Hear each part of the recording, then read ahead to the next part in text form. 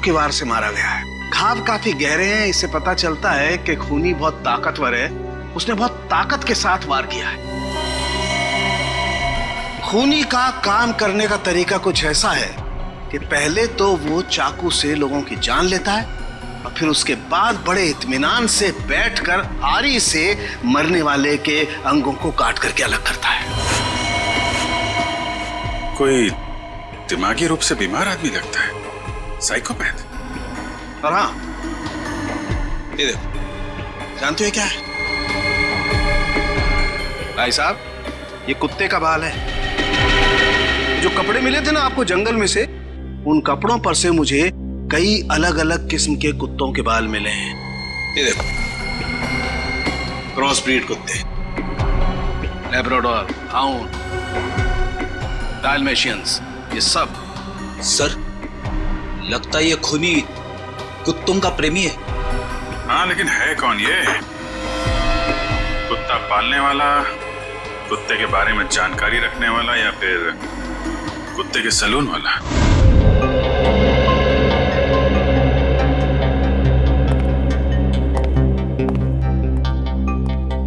मैं और क्या बताऊं सर, मुझे तो विश्वास ही नहीं हो रहा है कि जितिन भैया को कोई क्यों मारना चाहेगा। वो एक सीधे साधे आदमी थे। अपने केबल नेटवर्क के बिजनेस के अलावा उनको फुर्सत ही नहीं थी कि वो किसी और विषय में सोचे। अच्छा, आपके अलावा और कौन जानता था कि जतिन खंडाला जाने वाले? खंडाला जाने के प्लान के बारे में तो उन्होंने मुझे अचानक ही बताया था, और मुझे नहीं लगता कि किसी और को भी उन्होंने इस बारे में बताया होगा। फोन पे किसी से बातचीत कर रहे हो, कुछ सुना हो? नहीं नहीं, फोन पे नहीं। सर, हाँ श्रेया। सर इधर। क्या मिला? सर ये देखिए, लगता है जतिन के जो जो जरूरी काम थे या जो काम बाकी थे, रिमाइंडर्स के तौर पे उसने इस नक्शे पे सारी पर्चियां बना ली थी ताकि कुछ छूटे नहीं। 11 जुलाई पेमेंट कलेक्ट करना है, एक्सरे करवाना है, डॉक्टर के साथ मीटिंग, इलेक्ट्रिशियन 10 जुलाई। 10 जुलाई को तो जतिन की मौत हुई थी ना? हाँ सर। 10 जुलाई 67 के सैन बिल्डिंग का केबल कनेक्शन काटना है, पेमेंट बाकी है। सर, शायद ये जतिन उस रात आखिरी बार इस फ्लैट वाले से मिला था। 678 के सैन बिल्डिंग में चलते हैं, कुछ ना कुछ जरूर पता चलेगा इसके बारे में। सेठ जी, सीआईडी वाले आपसे मिलने आए। कही क्या बात है? ये विग आपके यहाँ बनवाई गई थी?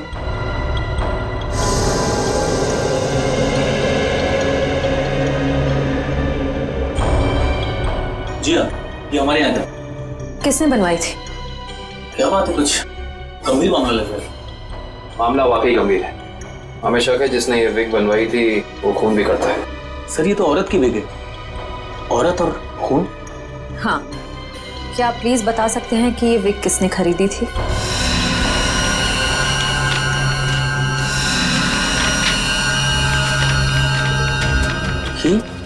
क्या हुआ?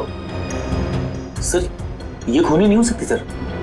ये खूनी हो सकती है या नहीं वो हम तय करेंगे। लाइए।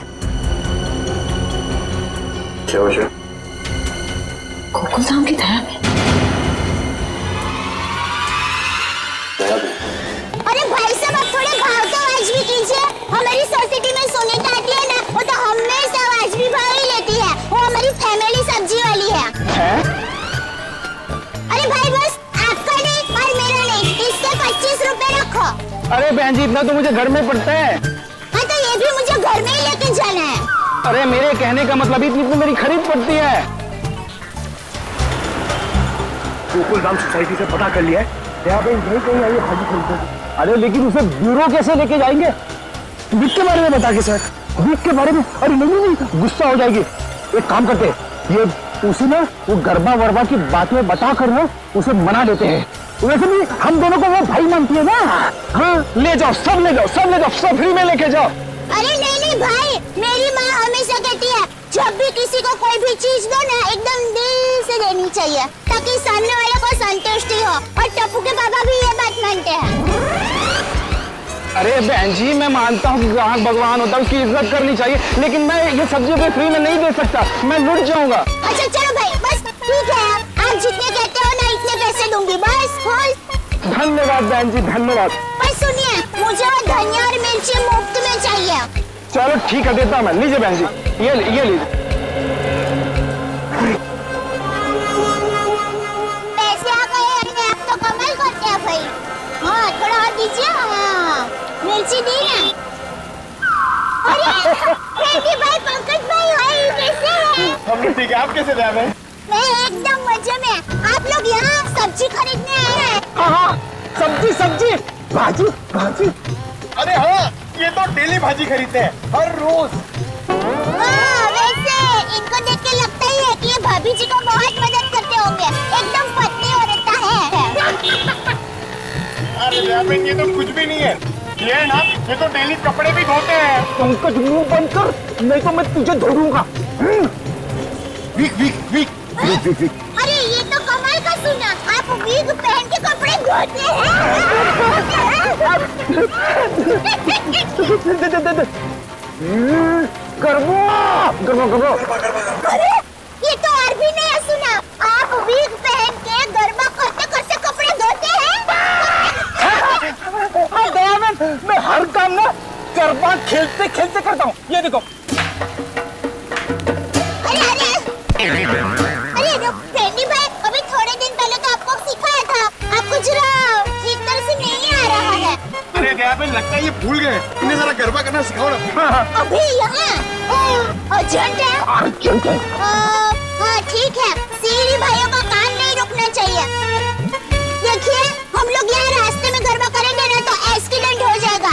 गरबा करने के लिए थोड़ी जगह होनी बहुत जरूरी है। दयाबेन, टेंशन लेने की जरूरत नहीं है, फ्रेडी के पास है कैसी जगह।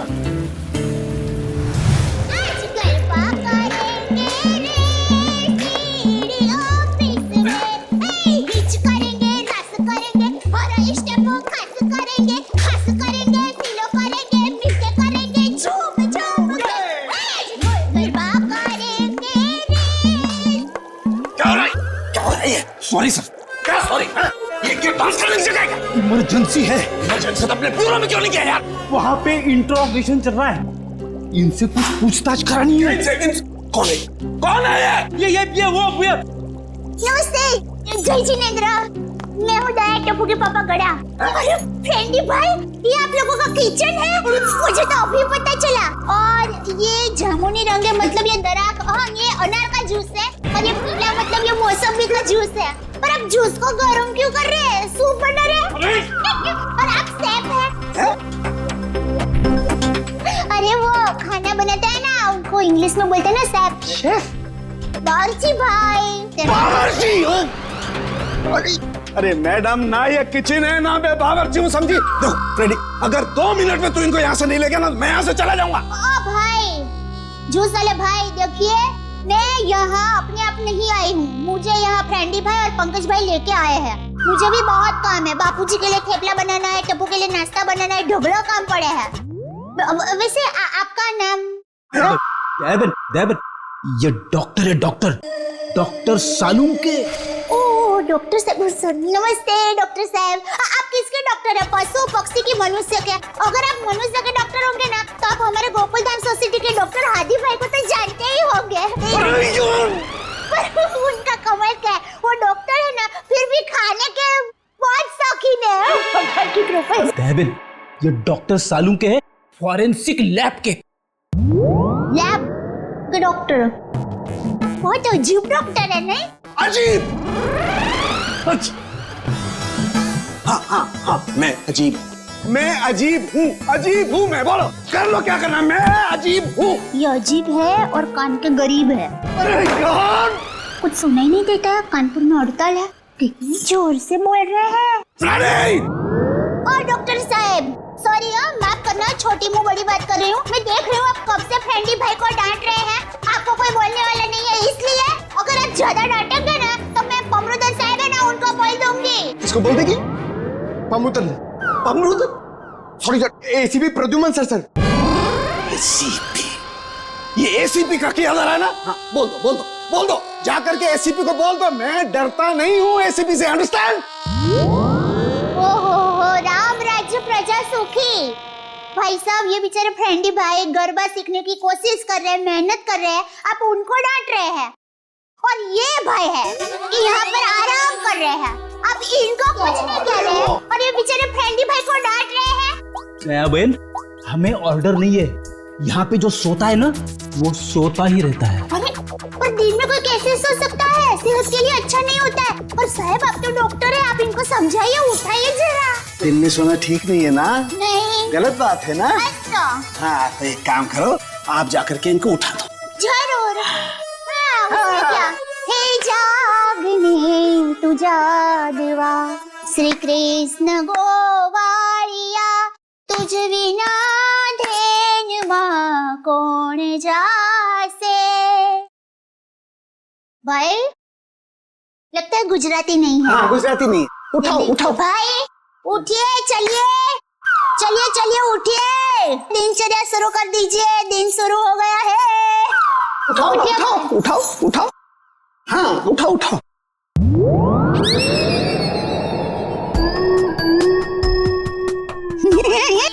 अरे ये भाई आंखें खुली रख के सो गए हैं। अरे ये उठेगा नहीं, क्योंकि ये उठ गया है। हाँ, मर गया, ये लाश है, ये लाश।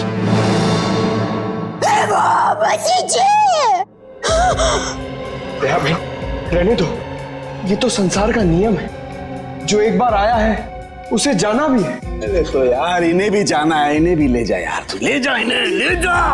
मोरे दम न उसे दम न यार न जम न मोले सो साउंड में सब न कर न बमणे न मंगे न मोले सो साउंड में सब बने सब मंगल जी सवे से पर मंगलम जी से स्पेशल लगन दीजिए और न मोले तम न से न जन्म सब। अरे दयाबेन, क्या हुआ? जैसे संघर्ष बात भगवान की सारुण के ने कुछ नहीं ओ लाश। दयाबेन, ये फोरेंसिक लेबोरेटरी है, यहाँ पर लाशें पड़ी रहती है। तो इनको डर नहीं लगता? ये तो लाशों से बातें करते हैं।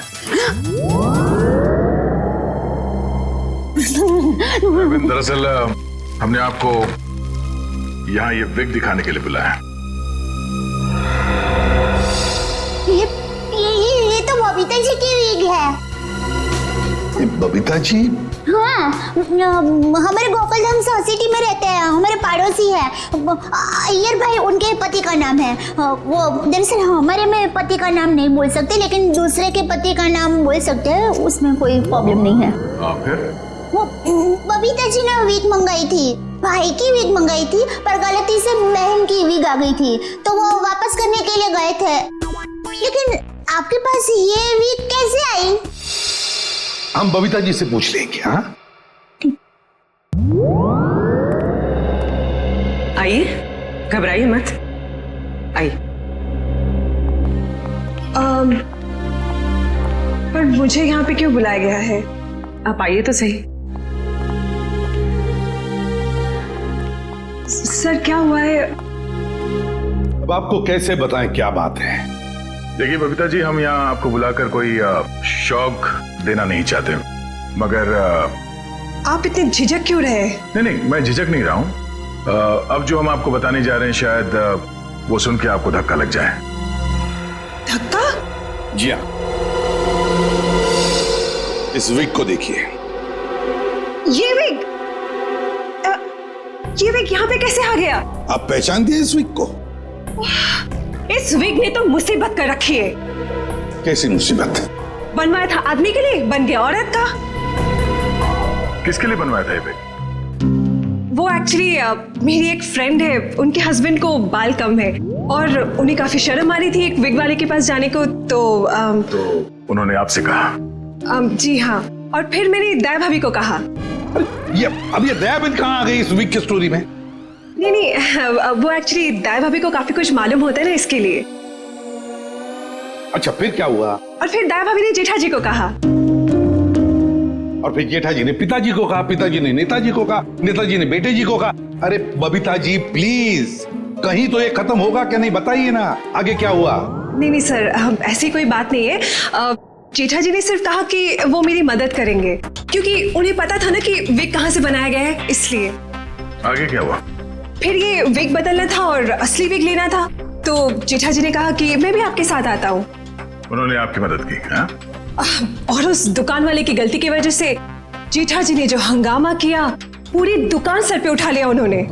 आइए बबीता जी, आइए आइए आइए, कहिए क्या सेवा कर सकता हूँ आपकी। अरे एक बार सेवा करने का आपको मौका दिया, वो तो आपने ठीक से की नहीं। जी मैं कुछ समझा नहीं। अभी समझाते हैं। लाइए बबीता जी, दीजिए जरा। एक सेकंड भाई, किधर से खोलता है ये?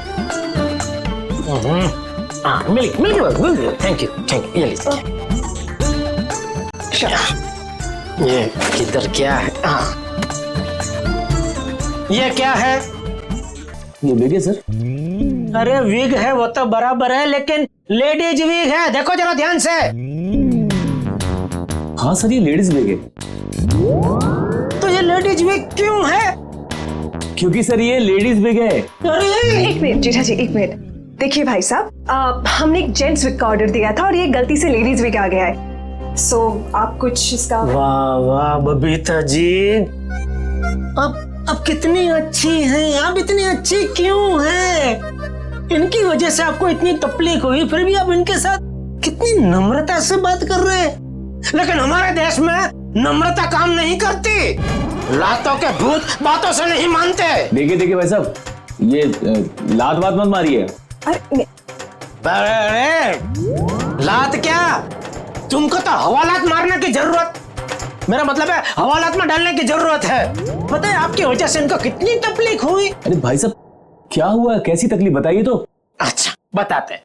इन्होंने अपनी एक दोस्त के पति के लिए जेंट्स विग का ऑर्डर आपको दिया था, लेकिन आप लोगों ने पता नहीं क्यों जेंट्स विग के बदले लेडीज विग बना के भेज दी, और इनके दोस्त के पति भी बेचारे जल्दी जल्दी में ये लेडीज विग पहन के अपनी ही दी हुई पार्टी में पहुंच गए शानो शौकत से, और पूरी पार्टी में सब लोग उनको देख के हंस करने लगे।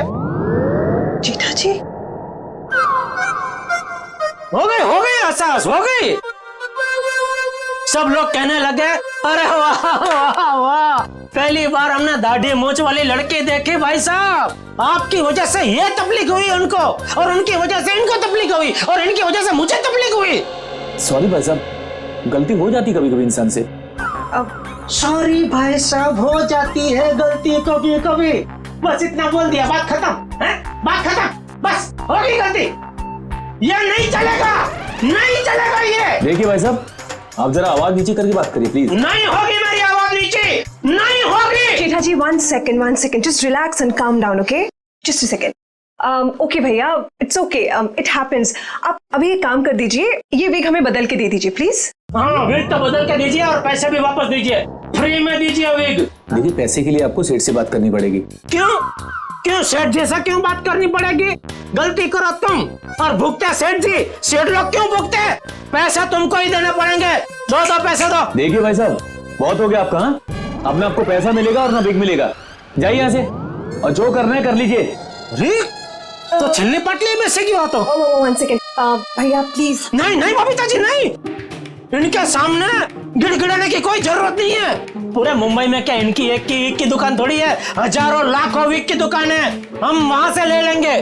कहीं ना कहीं से तो हमें विग मिल ही जाएगी बबीता जी, और अगर नहीं मिलेगी बबीता जी तो मैं अपने बाल काट के उसकी विग बना के आपके चरणों में अर्पण कर दूंगा। जीजा जी इट्स ओके, ओके।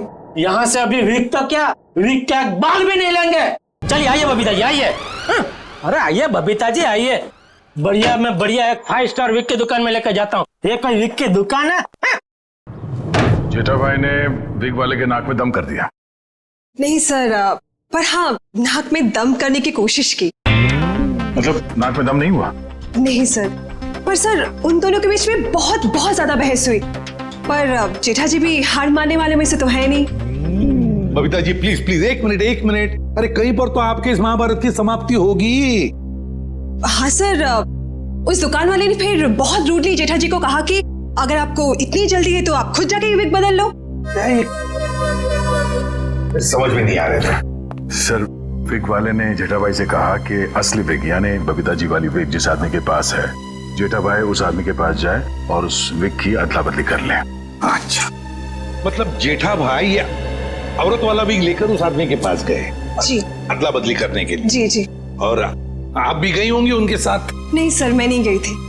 आप नहीं गई थी? अरे ये तो बहुत अच्छा हुआ। आप जा सकती हैं, आगे की कहानी हम जेठा जी से पूछेंगे। पर सर, आप लोग ये क्यों पूछ रहे हो? हुआ क्या है? बबीता जी, खून हुआ है। खून? जरा इस पर्ची पे देखिए, ये आपके लिए तो नहीं लिखा कहीं?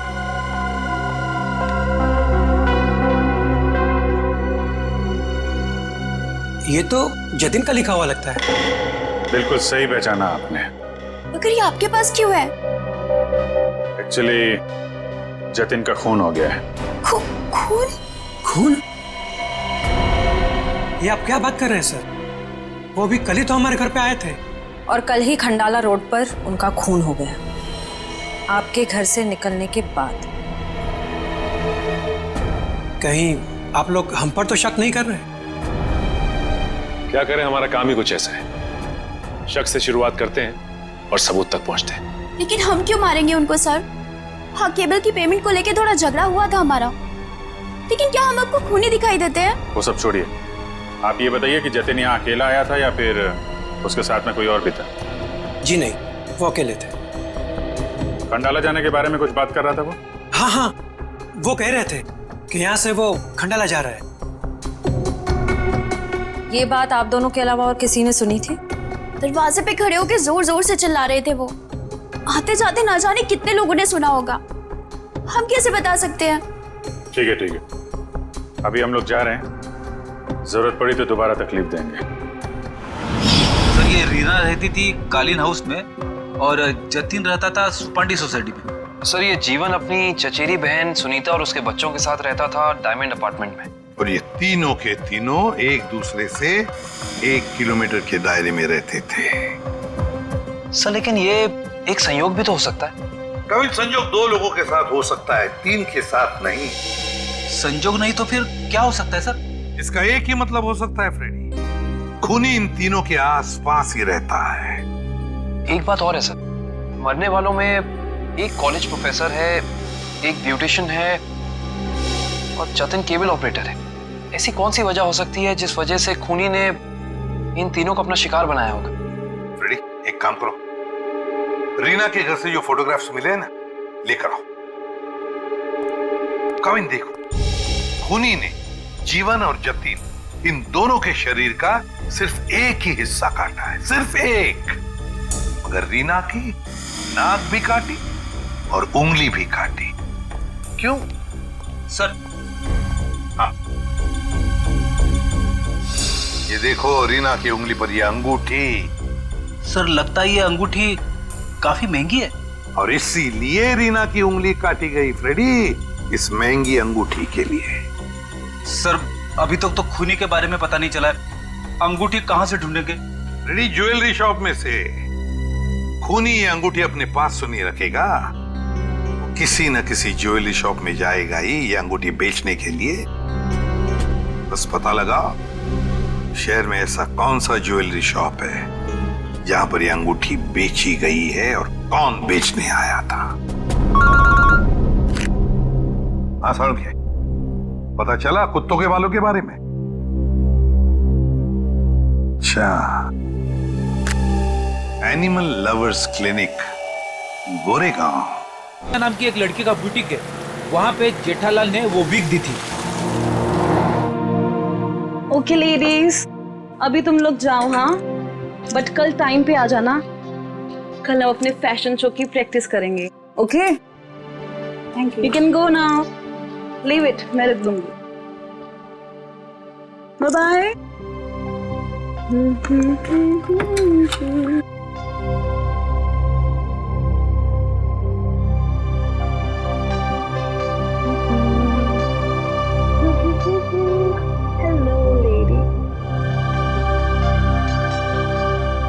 Bye bye bye bye.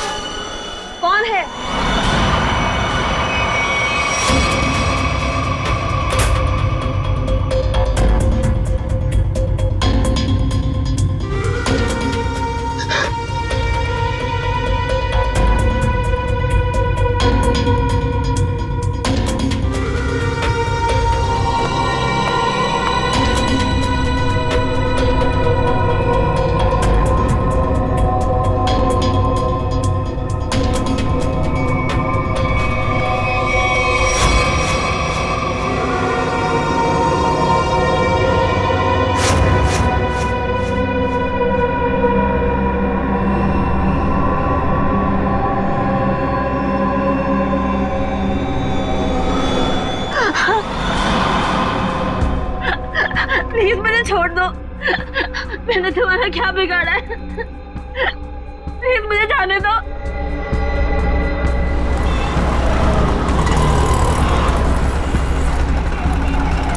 Sir, वो रहा तनीषा का बुटीक। प्लीज छोड़ दो।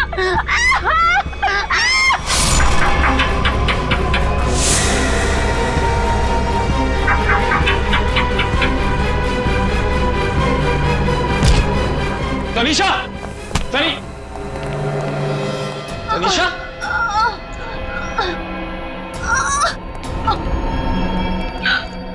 एम्बुलेंस बुलाइए जल्दी। संभाल के।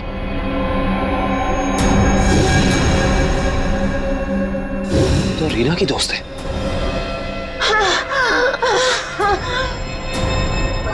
आखिर इस सबके पीछे है कौन?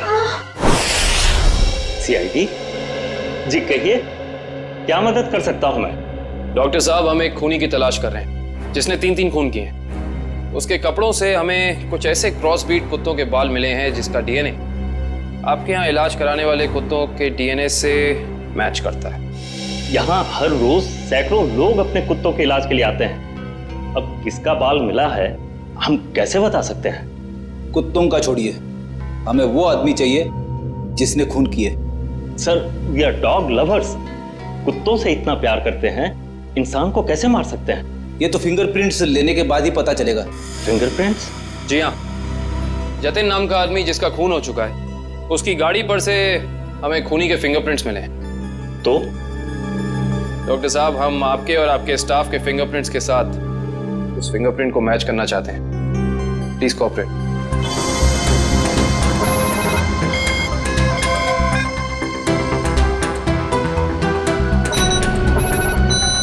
हाँ भाई।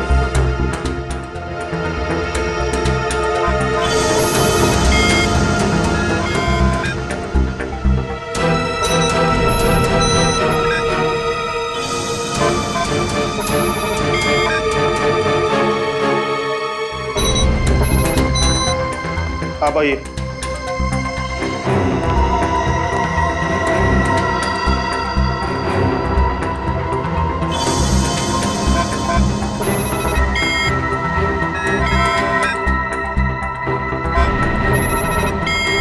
सर, इनका भी फिंगरप्रिंट मैच नहीं हुआ। थैंक गॉड, मैं तो डरा हुआ था कि अरे कुछ किया ही नहीं तो डर किस बात का? डॉक्टर साहब, हमें आपकी एक और मदद चाहिए। जी। हमें आपके उन सारे क्लाइंट्स के नाम और पते चाहिए जो अपने क्रॉस ब्रीड कुत्तों को यहाँ आपकी क्लिनिक में इलाज कराने के लिए लाते हैं। श्योर। सर, रीना की अंगूठी की डिजाइन हमने सारे ज्वेलर्स को भेजी थी, सिर्फ इस सलोरा ज्वेलर्स ने पहचान की है। और श्रेया, ताज्जुब की बात तो यह है कि एक साधारण सी अंगूठी के लिए खूनी ने रीना की उंगली काट दी। आइए सर, क्या देखना चाहेंगे आप लोग? हम सीआईडी से, हमने ही आपको कॉल किया था। ओह हाँ, आप लोग किसी लड़की की अंगूठी के बारे में जानना चाहते हैं? जी हाँ। इसी डिजाइन की कॉपी हमने आपको भेजी थी और इसी लड़की की वो अंगूठी है, रीना नाम है उसका। अंगूठी तो यही है, मगर ये अंगूठी मैंने किसी और के ऑर्डर पे बनाई थी। तो फिर किसके ऑर्डर से बनाई थी? देखिए, किसी का खून हुआ है, प्लीज। हाँ, बताता हूँ।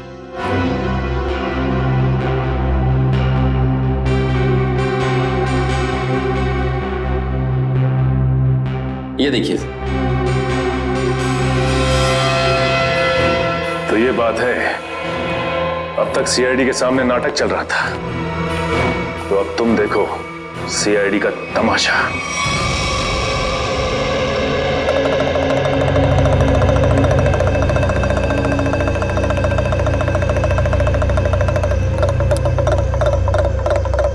मेहरबान साहिबान कदरदान लाले दी जान, जल्दी आइए जल्दी। आपके सामने एक तमाशा पेश करने वाले हैं हम लोग। एक ऐसा तमाशा जो सच्ची घटना पे आधारित है, एक ऐसा तमाशा जिसे देख के आपके होश उड़ जाएंगे। जल्दी आइए मेहरबान साहिबान। अरे बहनों, भाइयों, दोस्तों, जल्दी आओ। छछूंदर के सिर पे चमेली का तेल, देखो रिश्तों का बनता बिगड़ता खेल। ये क्या है सर? ये आप लोग क्या कर रहे हैं? तमाशा, तमाशा। हम यहाँ आपके सामने एक तमाशा लेकर आए हैं। अच्छा लगे तो ताली बजाना, और पसंद ना आए तो जोरदार ताली बजाना, लेकिन ताली जरूर बजाना। तालियां।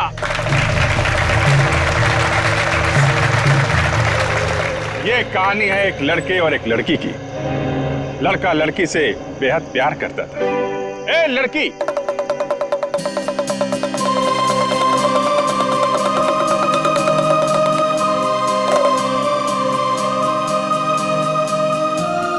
रीमा,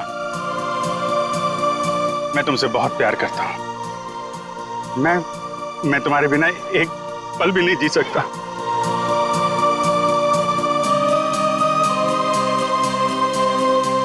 सच्ची? मुझे कसम से मेरा प्यार सच्चा है, जैसे चकोर चांद से करता है, झरना नदी से करता है, और खुशबू फूल से करती है। और ये फूल तुम्हारे लिए, इसमें मेरा दिल है। क्या तुम मुझसे शादी करोगी?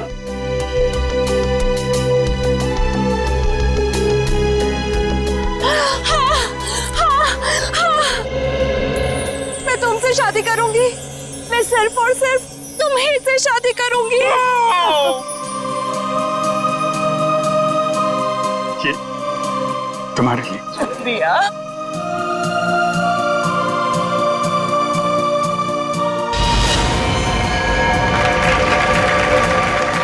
लेकिन मेहरबान कदरदान साहिबान लाले दी जान, जिस लड़के की शादी होने वाली थी उसकी एक बहन भी थी। बहन, शुरू हो जाओ।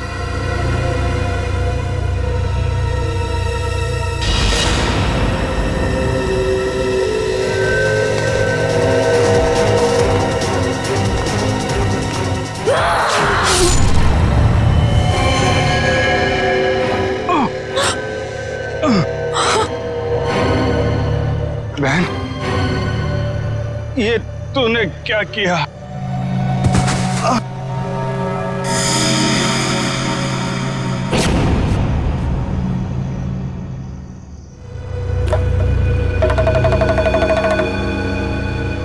मेहरबान साहिबान कदरदान, भाई को मारने के बाद भी बहन रुकी नहीं।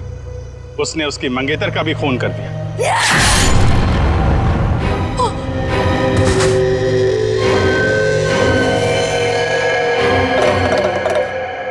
इन दोनों को मारने के बाद भी बहन का खूनी खेल बंद नहीं हुआ। अरे उठ जा, तेरा रोल खत्म हो गया, उठ जा। एक बेचारा निर्दोष राह चलते जा रहा था। इसे क्या मालूम कि वहां मौत उसका इंतजार कर रही है। जा भाई, मर जा।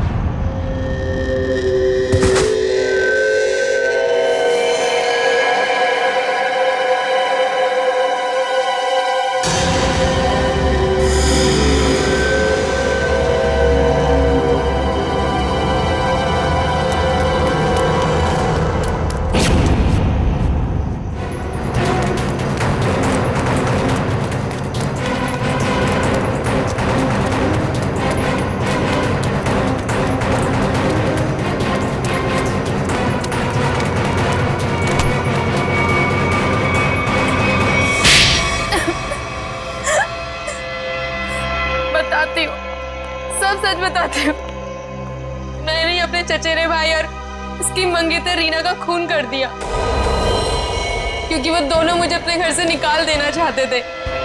मैंने जो कुछ भी किया अपने बच्चों के लिए किया। रीना मुझसे कई बार कह चुकी थी कि जब उसकी शादी जीवन से हो जाएगी तो मुझे जीवन का घर छोड़ना पड़ेगा। तो अपने बच्चों को लेकर कहाँ जाती? मैं एक तलाकशुदा औरत हूँ और ज्यादा पढ़ी लिखी भी नहीं हूँ, इसलिए मैंने सोचा कि तुम दोनों को अपने रास्ते से हटा देती हूँ, और मैंने वो ही किया। लेकिन मुझे लगा कि लोगों को मुझ पर शक ना हो जाए, इसलिए इसको सीरियल किलिंग का रूप देने के लिए मैंने जतिन का भी खून कर दिया। तुम्हें क्या लगा ऐसा करने से तुम बच जाओगी? हैं?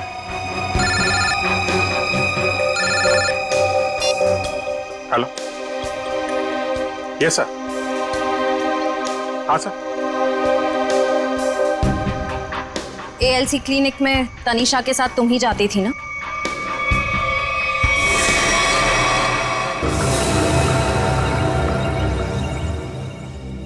मुझे बचा लो प्लीज, मुझे बचा लो प्लीज। तुम यहाँ क्या कर रही हो? मैंने तुम्हें कितनी बार कहा है कि मेरा और तुम्हारा अब कोई लेना देना नहीं है। मैं बहुत खतरे में हूँ, मेरे पीछे CID लगी हुई है, प्लीज मुझे बचा लो। क्या CID? मैं तुम्हारे हाथ जोड़ती हूँ, प्लीज मुझे बचा लो। मैं बहुत मुसीबत में हूँ, मेरे बच्चे को और मुझे शहर से दूर भेज दो, प्लीज मुझे बचा लो प्लीज। खून करने में मैं तुम्हारी मदद कर दी, लेकिन CID से बचना नामुमकिन है। बिल्कुल सही कहा भुवन तुमने।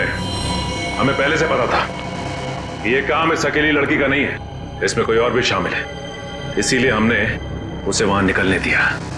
मुझे छोड़ दो सर, मुझे छोड़ दो, मुझे माफ कर दो। CID से आज तक कोई भी मुजरिम नहीं छूटा।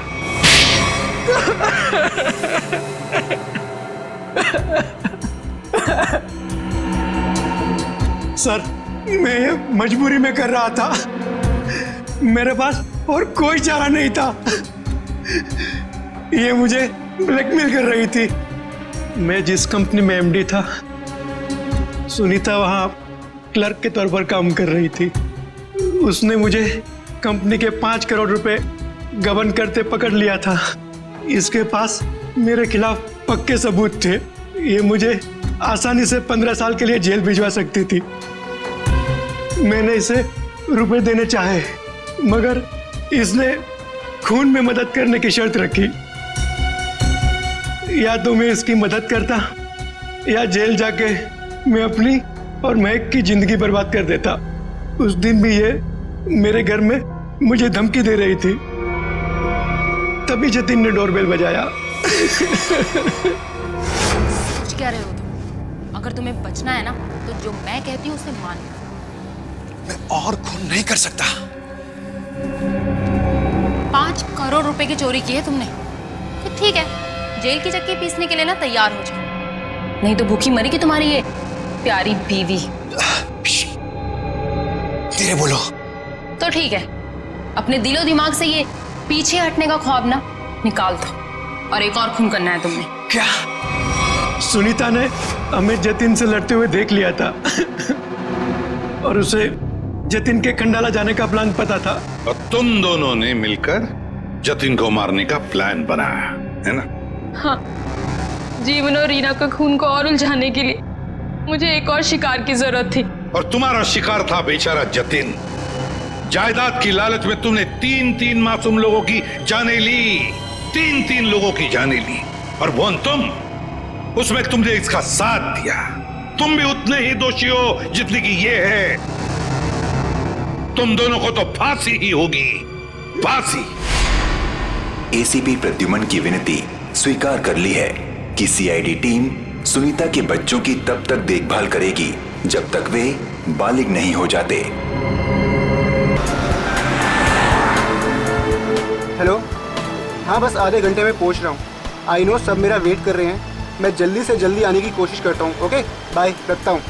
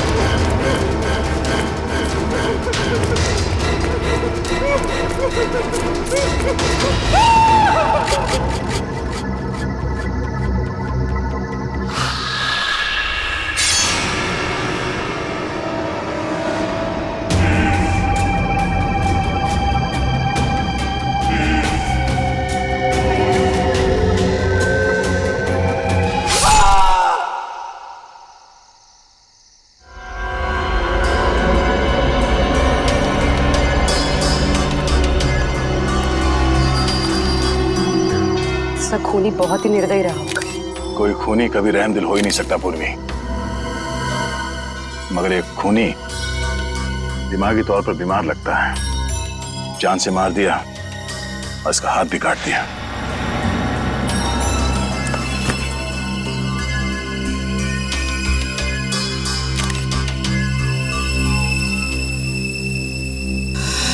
जतिन नाम है इसका, केबल ऑपरेटर है ये। सर लगता है कहीं जा रहा होगा और रास्ते में ये सब हो गया।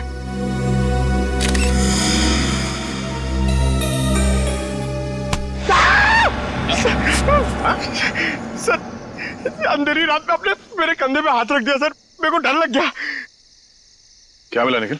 सर यहाँ पे इस गाड़ी के टायर का निशान है। लगता है इसे अचानक यहाँ पे ब्रेक मारना पड़ा और कोई निशान यहाँ पे दिखाई दे नहीं रहा है। सर ये किसी इंसान का काम नहीं है सर, ये वही जुलाई वाली आत्मा का काम है सर। सर उसने इससे पहले इसी महीने इसी तरह 2-2 लोगों के खून किए थे सर। आज 13 जुलाई है और उस दिन 4 जुलाई की अंधेरी रात थी। इसी आत्मा ने जीवन का एक पैर काट डाला और जीवन मर गया। किसी ने खूनी को नहीं देखा।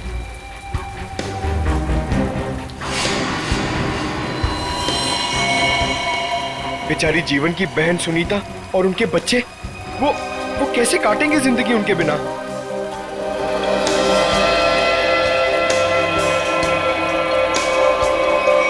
और वो पार्लर वाली औरत, उसकी नाक और उंगली काट ली और किसी ने नहीं देखा उस आत्मा को। वो भी इसी खूनी आत्मा के हाथों मारी गई 5 जुलाई की रात को इसी तरह। लेकिन किसी ने तो देखा होगा खूनी को? नहीं सर, हमने कुछ नहीं देखा। जब तक हम अंदर आए रीना मर चुकी थी। ये कोई आत्मा का खेल नहीं है, ये किसी खूनी इंसान के बिगड़े हुए दिमाग का खेल है जो इसे आत्मा का किया साबित करना चाहता है। पूर्वी, इस कार को अच्छी तरह से चेक करो, जितने भी उंगलियों के निशान है सब उठा लो। और तुम सब आसपास देखो कुछ मिलता है क्या।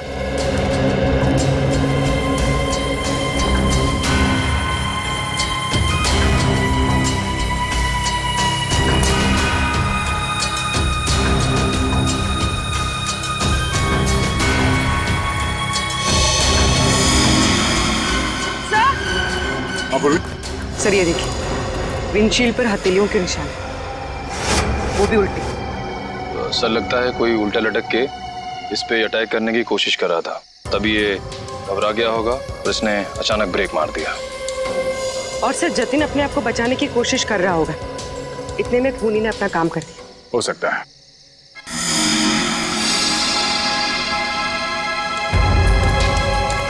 कुछ और भी हो सकता है। ये देखो,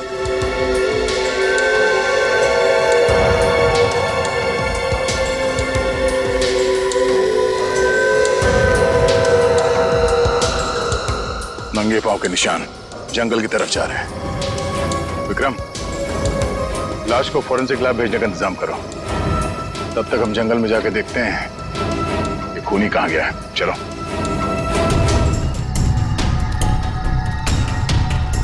सर हम लोग और कितना आगे जाएंगे सर? जहां तक सुराग नहीं मिल जाते वहां तक। सर अगर यहाँ सुराग हो ही नहीं तो? और अगर सुराग यहीं पे हो तो? हाँ? पूर्वी, तुम इस तरफ देखना।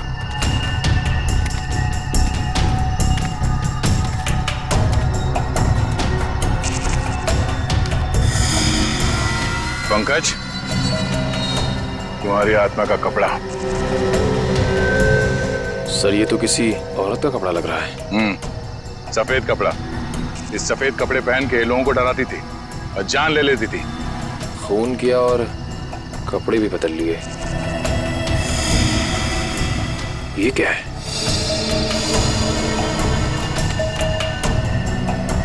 अरे ये क्या, मरा हुआ चूहा? अरे चूहा नहीं है पंकज, विग है। सर शायद उसी खूनी औरत का होगा। सर ये देखिए, लगता है खूनी ने अपने खून भरे हाथ पहुंच कर ये कपड़ा यहां फेंक दिया। गुनहगार कितना भी होशियार क्यों ना हो, कोई ना कोई गलती जरूर करता है। सबूत छुपाने के चक्कर में सबूत ही छोड़ गया। जिस तरह से खून हुए उसे देखकर तो लगता है कि खूनी कोई एक ही है। पहले उसने उन तीनों को चाकू से मारा और फिर उनके शरीर का एक एक हिस्सा काट लिया। इन सबको देखकर लगता है कि उसके मन में बहुत नफरत भरी थी इन तीनों के खिलाफ। पहले उसने जीवन का पैर काटा, फिर रीना की नाक और हाथ की उंगली, और अब ये केबल ऑपरेटर जतिन, उसका तो हाथ ही काट लिया। और सर, तीनों को इसी महीने में मारा है, जुलाई में। जरूर इसके पीछे कोई बहुत बड़ा राज है। और सर, इन तीनों मरने वालों के बीच में कोई संबंध भी तो नहीं है। ऐसा कैसे हो सकता है काविन? कुछ ना कुछ तो संबंध जरूर है इन तीनों के बीच में। और सर, जिस तरीके से खून किया है, खूनी बहुत ताकतवर है। हाँ, और बहरूपिया भी। खूनी बहरूपिया है। औरत बनकर खून कर रहा है वो, औरत बनकर। याद है ना, उस जंगल में हमें औरत के कपड़े मिले और विग भी। काविन, ये विग ही हमें उस खूनी तक पहुंचाएगा। ये विग ही पहुंचाएगा हमें। बस पता लगाना पड़ेगा ये विग कहां से खरीदा गया था और किसने खरीदा था। Yes sir. रेडी? यतिन के घर जाके उसके घर वालों से मिलो, उनसे बातचीत करो, पता लगाओ कि और कौन कौन जानता था जतिन के खंडाला ट्रिप के बारे में। हाँ साळुंखे,